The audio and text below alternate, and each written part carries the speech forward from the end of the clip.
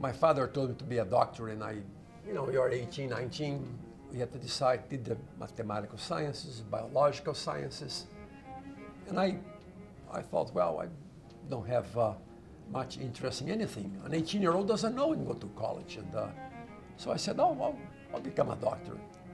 And sure enough, 3 or 4 years later, I discovered an identity. I thought I was born for it. I cannot imagine myself doing anything else but being a doctor. I was passing through Toronto on my way to go to business school. It was going to be a routine checkup, and then all of a sudden you get a diagnosis of a life-threatening illness. And 3 days afterwards, I find myself in Dr. David's office discussing surgery and what surgical options might be.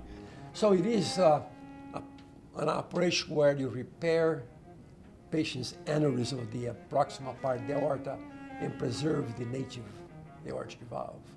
And having no artificial parts makes a major difference in lifespan and complications of artificial device that you might have.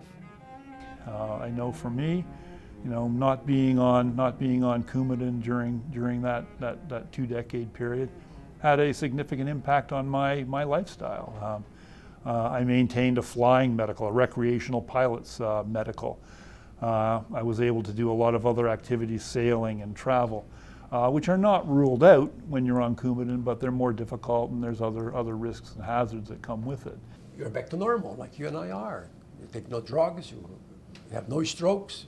The risk of infection is like anybody else. You couldn't have a more suitable recipient for this award for what he has done on so many fronts. First and foremost for patients across the spectrum, both Marfan and beyond, for pushing boundaries on surgical techniques and continuing to improve that operation and to train new physicians. I'm very humbled that my name has been put up to this. I'm a Canadian. I'm a Brazilian by birth, Canadian by choice, and to be honored in another country is quite it's very impressive, particularly because there's an award of excellence.